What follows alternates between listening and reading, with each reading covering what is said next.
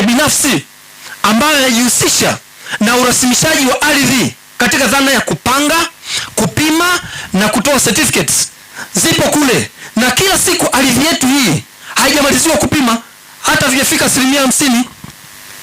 Kwa nini sisi tusiwe wataalamu katika eneo ambalo tunajivunia? Tupike watoto wetu ambao wakitoka wawe nguvu kazi yenye tija, yenye ujuzi.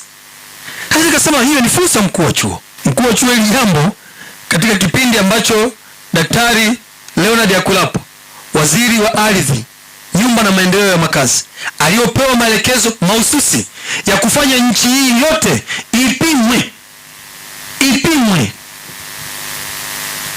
hilo bwana, tutafanya kazi na wewe ili hawa wanasema kazi au ajira, future yetu haina mwelekeo, tuwape nafasi ya kufanya ya kazi. Anzisheni hizo consultants, tutafute fedha, tuzunguke nchi hii yote tuweze kupima kwa kushirikiana na wataalamu ambao wapo sasa hivi kwenye ofisi zetu. Tufanye shughuli zinazoleta tija inayoonekana kwa wanafunzi hawa, waone wakati wanasoma.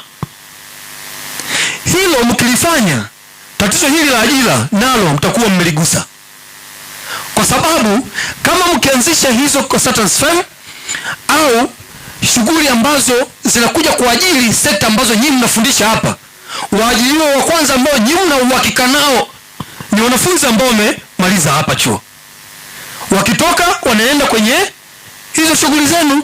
Kwa unaona kabisa una mfumo ambao unafundisha, una mfumo ambao wa kuajiri, lakini una mfumo ambao wenyewe wa kujiajiri. Miaka 3, 4, 2 uliokaa hapa, umetoka umeacha nini? Rudini kwenye master plan ya eneo lote hili ambalo la chuo. Mtafakari sana juu ya mpango bora wa matumizi ya chuo hiki. Mfikiri mbele chuo hiki miaka 20, 30, 40 mpaka 100 huko ambako tunaenda itakuwa kwenye hali gani? Ni lazima tufikie intern level 4. Ni lazima tufikie intern level 6. Kwa kupitia serikali ya mama yetu Daktari Samia Suluhu, tunaomba hii master plan ya chuo ambayo imewekwa ya 2023 hadi 2038 ya miaka 15 kwa ajili ya bilioni 84.3 muweze kukiwezesha chuo kwa ajili ya kusapoti huduma mbalimbali ndani ya chuo. Tukiona majengo, madarasa, viwanja, nini vyote vinakuwa vimo kwenye master plan. Tuna imani na serikali yetu sikivu ambayo inatusikia, na tukuhakikishie kwamba sisi kama vijana hatupo tayari kuharibu amani ya nchi yetu. Ndio cha msingi katika yote. Tumejifunza kwa kile ambacho kimetokea, hatupo tayari.